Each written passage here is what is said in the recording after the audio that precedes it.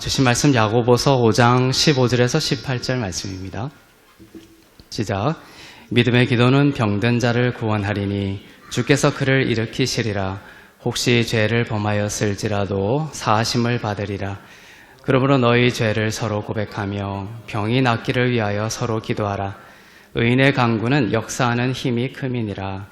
엘리야는 우리와 성정이 같은 사람이로되 그가 비가 오지 않기를 간절히 기도한즉 3년 6개월 동안 땅에 비가 오지 아니하고 다시 기도하니 하늘이 비를 주고 땅이 열매를 맺었느니라.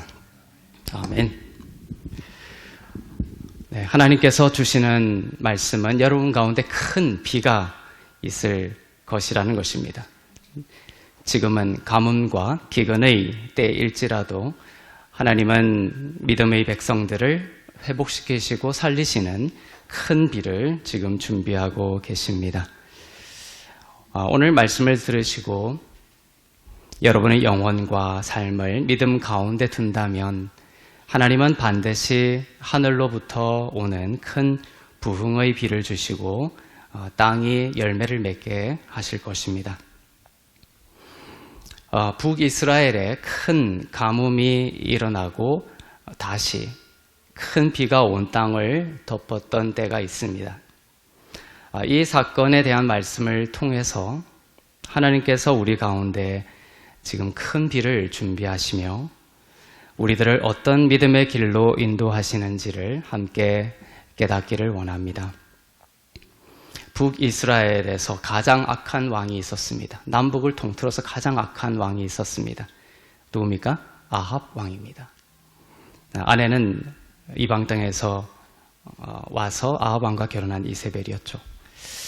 하나님의 사람 선지자 엘리야에게 하나님의 말씀이 임했습니다. 아합 왕 때에 그 땅에 비도 오지 않고 이슬도 내리지 않게 되리라는 하나님의 말씀이 엘리야에게 임하였고 엘리야는 그 하나님의 말씀, 비도 오고 오지 않고 이슬도 맺히지 않을 것이다 라는 그 말씀을 아합 왕에게 대언합니다. 전달합니다.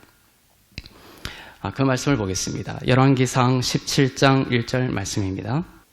시작.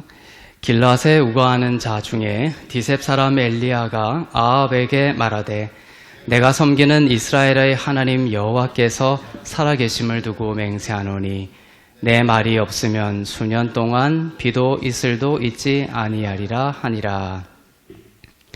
네, 선지자 엘리야는 하나님께 받은 레마의 말씀을 아합 왕에게 전했습니다. 그리고 이 말대로 하나님께 받은 그 말씀을 엘리야가 대언하는데 그 말대로 북이스라엘에는 3년간 어떤 비도 오지 않았고 어떤 이슬도 내리지 않았습니다. 이 기근으로 하나님의 사람들도 어려움을 겪긴 했습니다.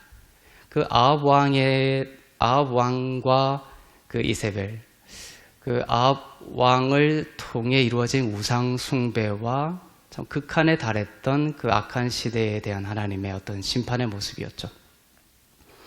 그런데 그 하나님이 비를 내리지 않고 이슬을 내리지 않았을 때에 거기 하나님의 사람들도 그 안에 있었죠. 그래서 그 영향을 받게 되었습니다.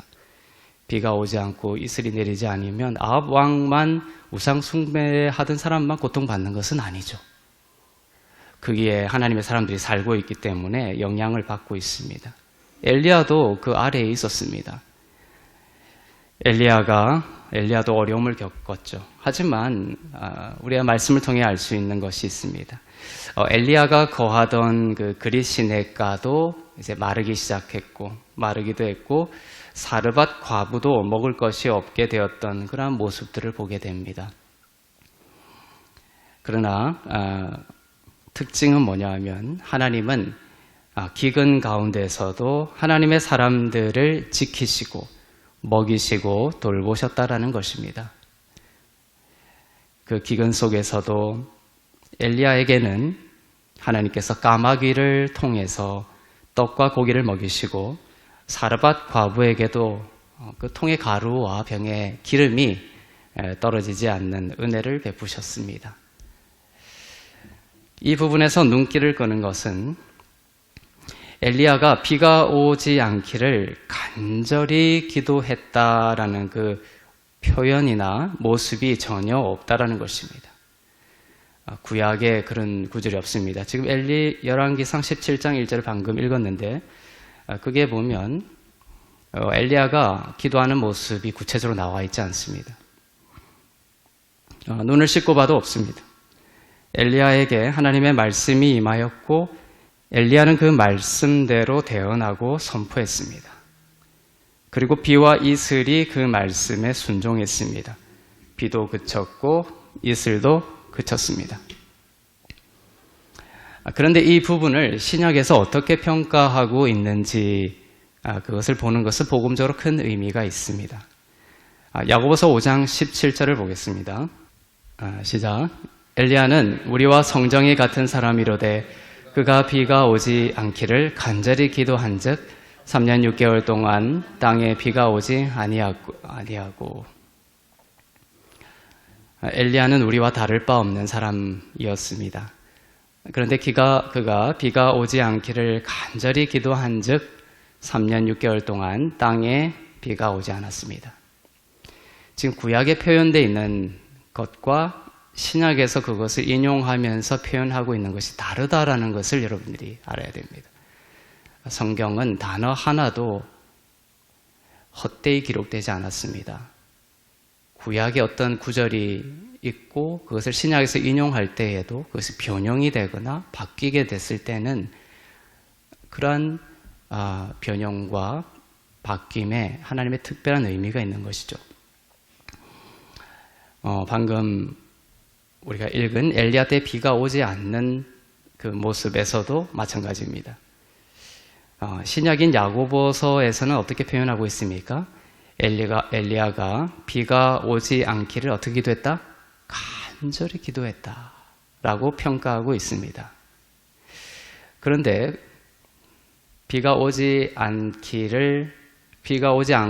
되는 엘리야가 하나님께 말씀을 받고 아합 왕에게 이제 비가 오지 않을 것이다 대언하죠.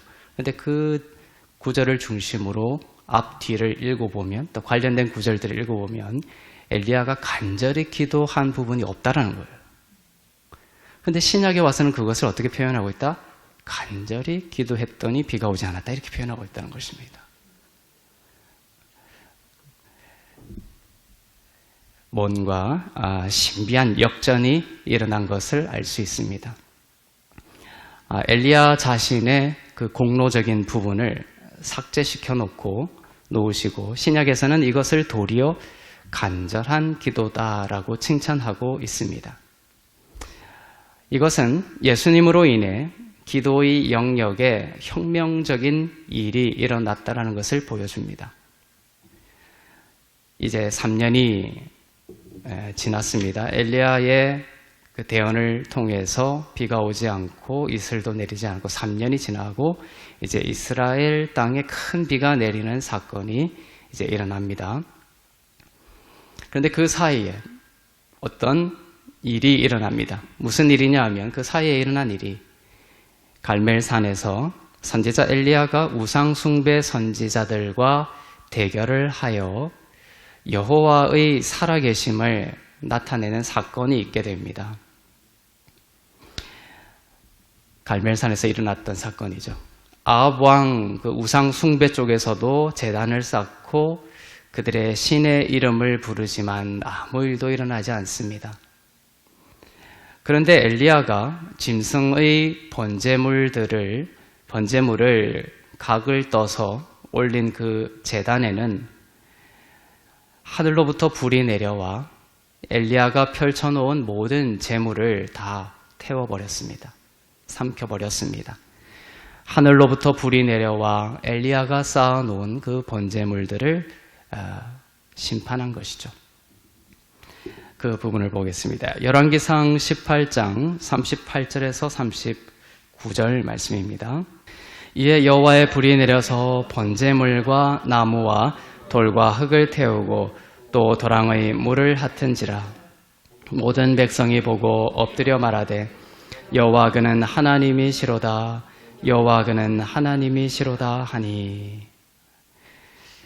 불이 얼마나 셌던지 번제물만 태운 것이 아니에요. 정말 하나님은 기도에 응답하시는 하나님이다라는 것을 엘리야가 보여주기 위해서 막 물까지 뿌렸습니다. 주변에.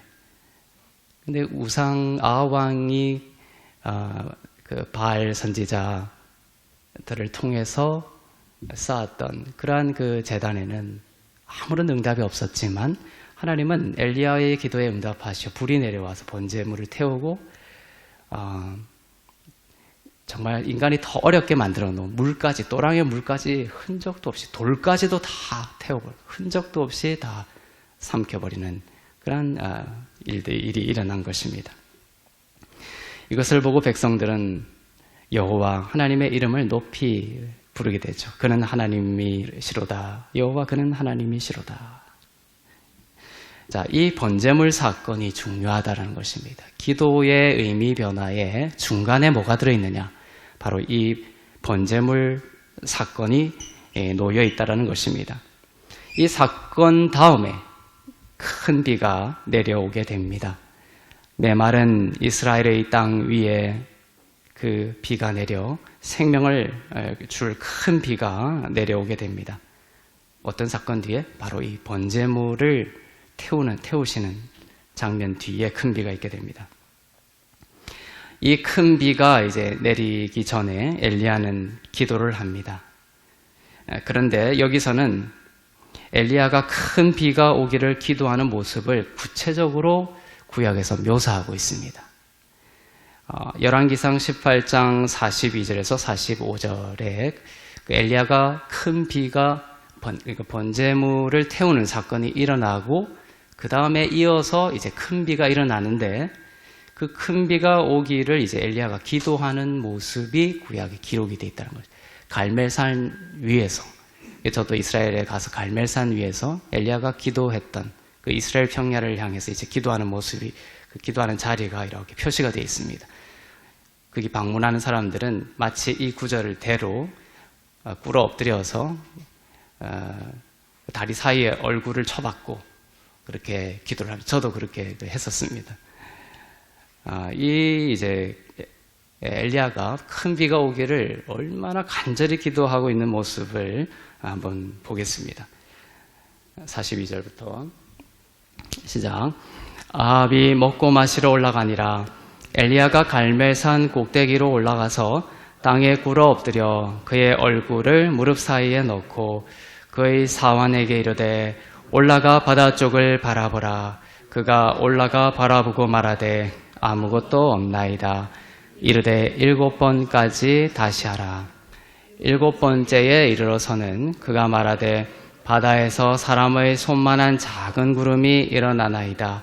이르되 올라가 아합에게 말하기를 비에 막히지 아니하도록 마차를 갖추고 내려가소서 하라 하니라. 조금 후에 구름과 바람이 일어나서 하늘이 캄캄해지며 큰 비가 내리는지라. 엘리야는 갈멜산 꼭대기로 올라가서 땅에 꿇어 엎드립니다. 그리고 그의 얼굴을 무릎 사이에 넣고 기도합니다. 그리고 사환에게 말합니다. 바다 쪽을 바라보아라 라고 합니다. 비가 올 만한 무슨 현상들이 일어나는지를 묻고 있습니다. 아무것도 없자 엘리야는 다시 비가 올 징조들, 기도를 막 열심히 하는데도 아무 징조도 없자 다시 엘리야는 땅에 꿇어 엎드려 얼굴을 무릎 사이에 넣고 기도를 합니다. 그리고 또 구름을 확인합니다. 사환에게 저쪽 구름이 또 몰려오고 있느냐, 비가 올 징조가 보이느냐 확인하라고 하죠. 이것을 몇 번 반복합니까? 7번 반복합니다. 그리고 7번째에 이르러 사환은 말하죠. 보게 됩니다. 손바닥만한 작은 구름이 바다 쪽에서 일어나는 것을 봅니다. 그리고 조금 후에 큰 비가 내리기 시작했습니다. 제가 이제 젊었을 때부터 이 야고보서를 보면서 품었던 의문이죠. 여기서 이제 질문입니다. 방금 본 7번의 엘리야의 기도는 이렇게 육안으로 봤을 때 얼핏 보기에 간절한 기도입니까? 그냥 기도입니까? 간절한 기도처럼 보이죠. 간절한 기도처럼 보입니다. 비가 내리지 않게 되었을 때에는 엘리야가 기도했다라는 표현조차 없는데, 반면에 여기서는 엘리야가 정말 간절히 기도하는 모습을 구체적으로 표현하고 있습니다. 구약에서. 그런데 놀라운 것은 신약에 와서는 큰 비가 내리기 전에 엘리야가 했던 이 7번의 머리를 박고 했던 이 기도를 간절한 기도다라고 표현하고 있다 없다? 표현하지 않고 있다는 것입니다. 그냥 기도라고 표현하고 있습니다. 야고보서 5장 18절 말씀을 보겠습니다. 시작. 다시 기도하니 하늘이 비를 주고 땅이 열매를 맺었느니라. 엘리야가 7번에 걸쳐 머리를 무릎 사이에 넣고 한 그 인간의 공로적인 부분을 셈에 넣지 않고 있습니다. 그것을 간절한 기도라고 표현하고 있지 않은 것입니다. 오히려 인간적인 수고하고 무거운 짐을 내려놓은 기도를 신약에서는 간절한 기도라고 표현하고 있다는 것이죠. 구약적으로 보면 간절하게 보이지 않는 기도를 신약에서는 간절한 기도라고 칭하고, 구약적으로 보면 간절하게 보이는 기도를 신약에서는 그냥 기도라고 칭하는 이 역전이 왜 일어나게 되었냐라는 것입니다.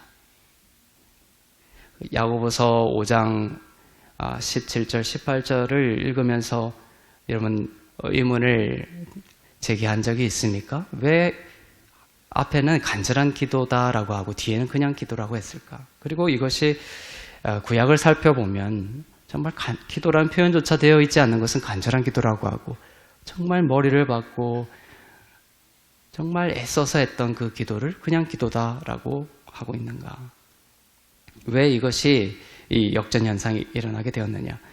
이 역전 현상에 주목하게 하시면서 하나님은 우리의 그 기도를 진정 복음적인 기도의 영역으로 인도하고 있습니다. 이러한 역전 현상 중간에 일어난 한 사건 때문에 이러한 의미의 전환과 해석의 전환이 일어났습니다. 그 사건이 바로 불의 심판을 받은 번제물입니다. 하늘에서 불이 내려와 번제단의 모든 제물을 태워버린 것 때문에 일어난 의미의 전환입니다. 의롭지 않은 것을 의롭다고 여겨주시게 되었고, 나는 의롭네요 라고 하던 것을 불의로 평가하시는 것입니다. 이 역전 현상이 일어난 것입니다. 불이 내려와 번제단의 제물을 태운 것을, 그 현상을, 구약에 그 현상이 있었죠. 그것을 나를 위해 공의의 심판을 받으신 예수 그리스도의 희생으로 깨닫고, 지금 유대인들은 아직 그걸 못 깨닫고 있습니다. 유대인들은 그 구약에 그걸 볼 때 예수 그리스도의 희생으로 깨닫지 못하고 있습니다. 그런데 우리는 그 구약의 아합 왕 앞에서 엘리야가 펼친 번제단이 하늘에서 떨어진 불에 의해서 태워진 것을 예수 그리스도의 나를 위한 희생으로 깨닫고 믿게 되죠.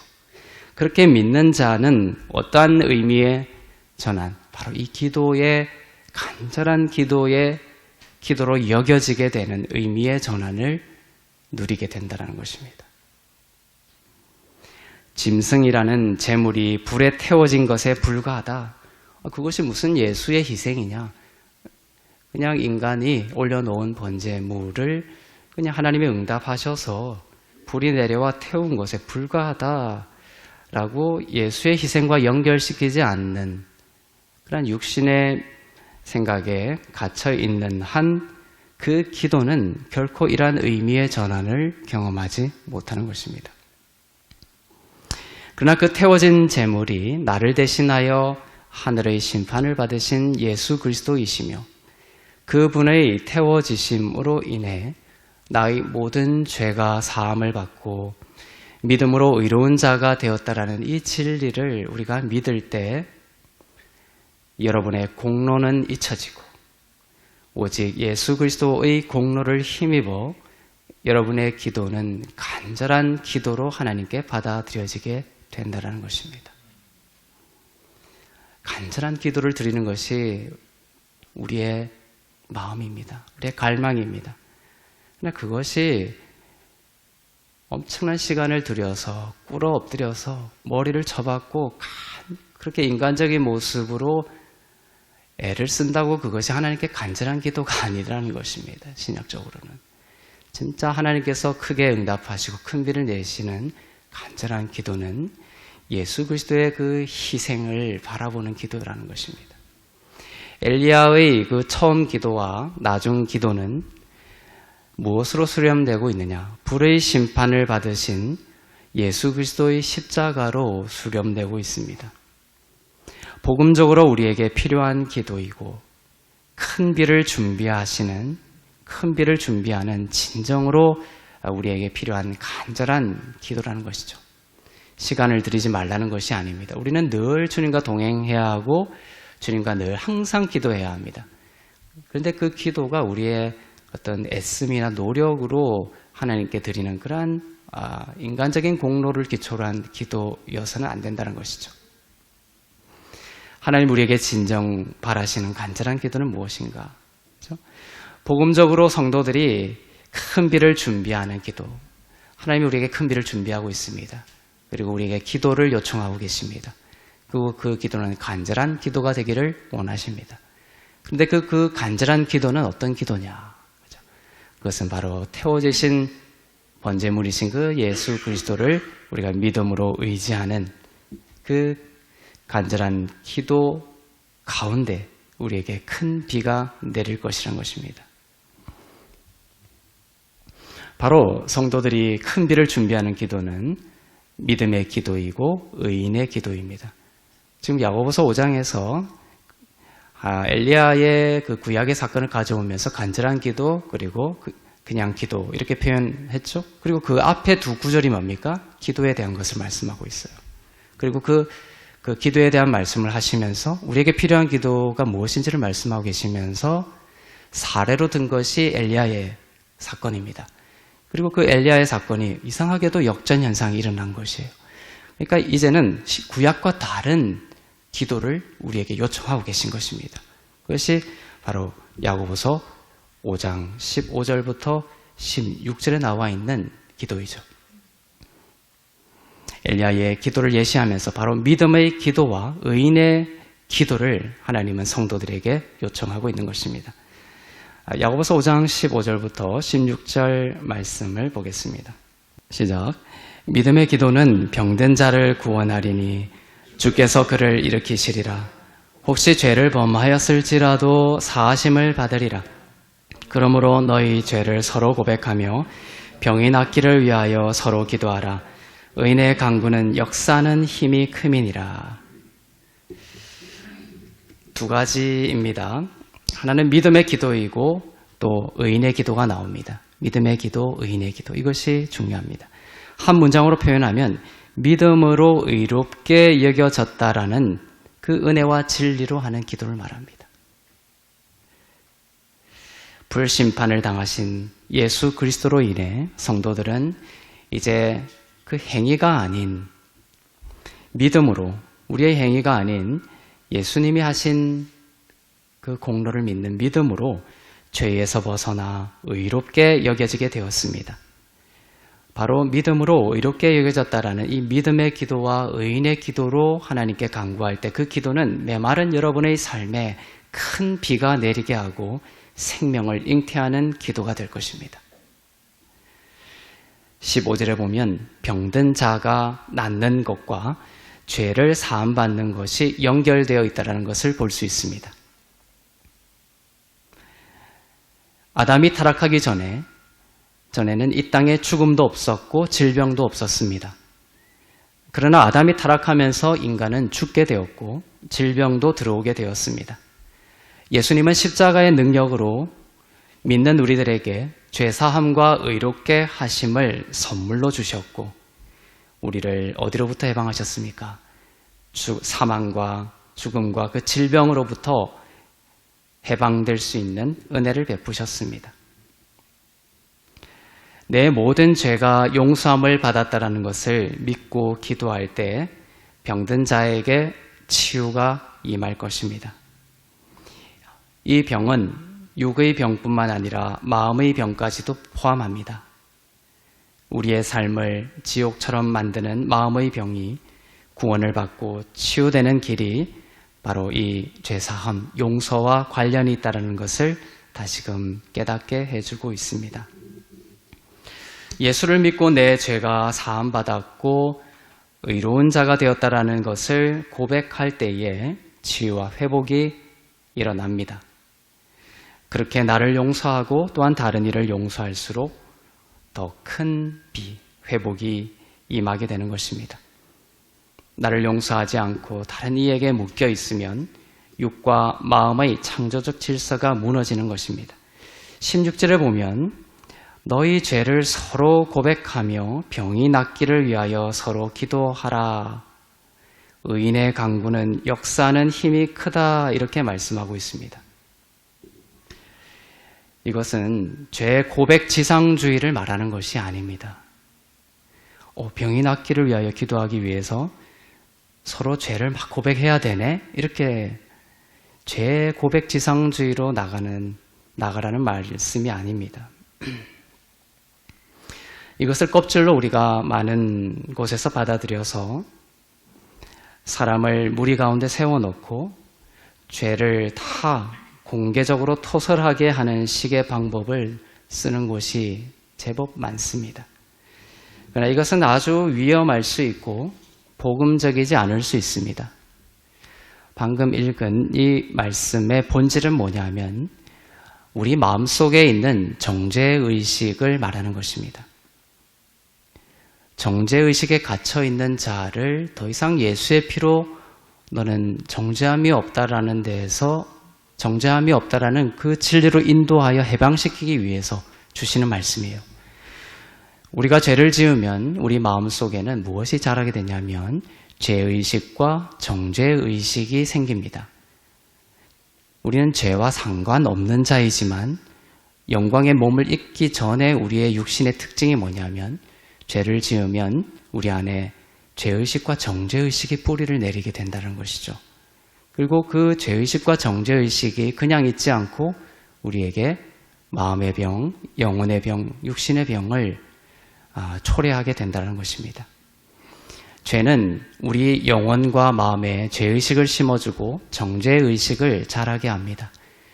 그 정죄의식이 병으로 나타나는 경우가 많습니다. 다 그렇다는 것은 아니죠. 그런 경우가 많다. 어떤 죄를 짓지 않았는데도 불구하고 죄의식과 정죄의식에 묶인 사람들도 많습니다. 그리고 그 의식 때문에, 그 죄 때문이 아니라 그러한 정죄의식과 죄의식 때문에 그것이 병으로 나타나는 경우도 있다는 것입니다. 그래서 예수님의 보혈로 더 이상 정죄함이 없게 된 의인의 믿음으로 기도하기를 하나님은 원하십니다. 그런데 성도들 중에도 남에게 말하지 못할 어떤 죄로 인해서 마음의 정죄의식이 있고 그것으로 인해서 심령이 괴로운 경우가 있습니다. 그 죄로부터도 너는 용서받았다라는 것을 확증받기 위해 이 구절이 있는 것입니다. 서로 죄를 고백하며 병 낫기를 위하여 기도하라고 했죠. 이 뜻이 죄 고백 지상주의를 말하는 것이 아니라 우리에게 누군가에게 이 병을 유발하게 한 어떤 정죄의식이 있어요. 아무에게도 얘기하지 못한 그 죄, 우리 안에 있는 그 죄가 예수의 피로 우리는 씻김 받았고 더 이상 그 죄로 인하여 하나님 우리를 정죄하지 않으십니다. 그런데 우리가 그 정죄에 묶여 있는 거예요. 그 묶임에서 풀려나게 하셔서 병으로부터 해방되게 하시기 위하여 이 구절이 있는 거예요. 제 고백 지상주의가 아니라 혹 정죄의식에 묶여있는 것이 있다면 그것을 신뢰할 수 있는 공동체나 신뢰할 수 있는 사람에게 꺼내놓고 그 죄로부터도 너가 용서받고 더 이상 그 죄로부터도 너가 결코 정죄함이 없다라는 것을 그 사람의 입술을 통해서 확증받게 하기 위해서 이 구절이 있다는 것입니다. 예수님 안에서 정죄의식에서 해방되면 선합니다. 그런데 혼자서는 정죄의식에서 벗어날 힘이 없을 때 신뢰할 수 있는 믿음의 사람에게 그 죄를 고백하면서 그 죄로부터도 너는 보혈로 용서함을 받고 의롭게 여겨졌다라는 확증을 받으며 마음의 힘을 얻는 것입니다. 우리의 어떠한 죄도 예수의 피로 정결하게 되었다라는 것을 믿는 영의 사람에게 고백하는 것이 좋습니다. 그 율법적으로 죄를 들으면 그 죄를 가지고 율법적으로 판단하는 사람에게 막 죄의 고백을 하면 더 악화되는 거예요. 더 판단받고 더 정죄의식은 심하게 되는 것이죠. 우리 하트교회 공동체가 이러한 측면에서 아름다운 하나님의 공동체인 거예요. 우리는 예수의 보혈로 모든 죄를 사함받고 이렇게 되었다라는 그 새 영 가운데 있는 공동체이기 때문에 이런 마음의 정죄의식을 스스로 깨어날 수 없을 때, 거기로부터 해방될 수 없을 때 이러한 새 영 가운데 있는 사람에게 고백하며 그 죄로부터도 내가 결코 정죄함이 없다라는 그 진리와 주님의 그 큰 사랑 안에 우리가 나아가게 되면 그것을 통하여 하나님은 우리에게 큰 비와 큰 치유와 큰 회복과 큰 은혜를 우리에게 주신다는 것입니다.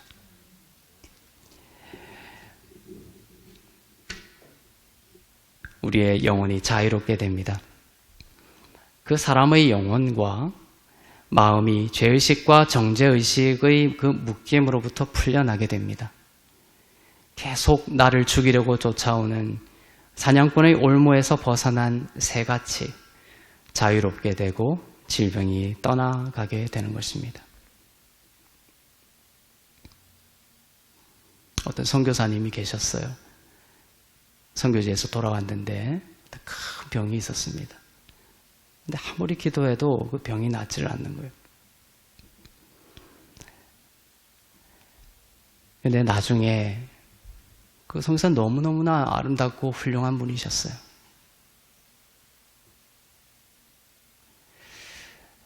근데 나중에 이런 고백을 했습니다. 자기에게 정말 누구에게 말할 수 없는 큰 죄가 있었다. 죄가 있었는데 이제 여기서는 얘기할 수 없지만 하여튼 거기에 주님을 묵상하면서 자기에게 든 생각은 거기로부터 그 죄로부터도 자기가 용서함 받았다는 것을 자기가 인정하지 않았다는 것이 이때까지. 그래서 그게 계속 자기의 영혼이 묶여 있다는 것을 하나님이 깨닫게 해주신 것입니다. 그리고 같이 기도하고 그 죄로부터도 자기가 하나님이 그 죄도 잊으시고 용서하셨다는 것을 그 선교사님이 고백했을 때 그 질병이 치유되는 역사가 일어났습니다. 이런 묶임들이 우리 가운데 있는 것이에요. 정말 이것은 내가 봐도 아무리 하나님이라도 용서 못해. 이런 부분들이 내 안에 사망의 징후를 만들어내고 어둠을 우리 가운데 초래하는 그런 일들이 많습니다. 이것이 이제 이 말씀의 본질인 것이죠. 이러한 본질적인 의미를 모르고 무조건 공개적으로 죄를 고백하는 것을 지상주의로 하다 보면 도리어 그것을 악용하여 파괴하려는 사달의 먹이가 될 수 있습니다. 죄인의 기도는 역사하는 힘이 없습니다. 야고보서 말씀처럼 의인의 기도는 역사하는 힘이 있고 우리가 의인이 되는 것은 우리의 행위를 통해서가 아니라 예수님의 공로를 믿는 믿음으로 의인이 되었습니다. 믿음으로 의롭게 되었다는 그 믿음으로 병들고 죽어가는 것들 위에 진정 간절한 기도를 할 때 큰 비가 임하게 될 것입니다. 하나님께서 제 마음에 큰 마음을 주십니다. 그것은 큰 비가 오고 있다는 것입니다. 큰 비가 준비되었다는 말씀을 하십니다. 불태워지신 예수님을 바라보며 믿음으로 용서함을 받고 의롭게 되었다라는 그 완전한 사랑. 주님이 그것이 그냥 눈에 보이는 그냥 번제물이 태워진 것을 넘어서서 나를 위해 태워지신 예수 그리스도라는 것을 깨닫고 믿을 때 그것이 뭡니까? 이 땅에서는 발견할 수 없는 완전한 사랑이죠. 이 세상에는 발견할 수 없는 완전한 사랑입니다. 그것을 묵상하면서 기도하면서 그것을 믿고 기도하면서 깊이 머물 때 엄청난 큰 비가 우리 가운데 임하는 거예요. 우리 교회는 은혜의 복음과 또 임재 묵상을 중요시하게 생각합니다. 우리가 기도할 때, 묵상할 때 우리가 진정으로 바라봐야 될 것은 그런 무릎을 꿇고 땅에 머리를 박고 나의 공로의 탑을 세우는 그런 묵상과 기도가 아닙니다. 우리가 보내야 될 오랜 시간 동안 우리의 묵상은 뭐다? 나를 위해서 태워지신 예수 그리스도. 그분의 완전한 사랑을 우리가 깊이 묵상하고 바라보고 잠기고 할 때 무엇이 일어나는가? 우리의 삶 가운데 큰 비가 일어나게 되는 것이에요. 큰 비가 일어나서 이제 땅에 이제 싹이 일어나고 열매가 일어났다. 이런 구절이 야고보서 신약에 나오는데 구약에서의 그 엘리야가 이제 머리를 박고 이제 기도했을 때 큰 비가 일어났을 때는 그런 것이 없어요. 그는 심판들만 막 일어나는, 큰 비로 인한 심판들만 막 일어나고 있어요. 근데 그것도 이제 신약의 야고보서 5장에 가면 바뀌게 되는 거예요. 싹이 나고 열매가 나고 생명이 일어나는 그런 구절로 전환이 되고 있습니다. 왜냐하면 진정한 간절한 기도가 성도들에게 이루어졌기 때문이죠. 예수 그리스도의 희생을 의지한 믿음의 기도, 의인의 기도 가운데 주시는 하나님의 역사입니다.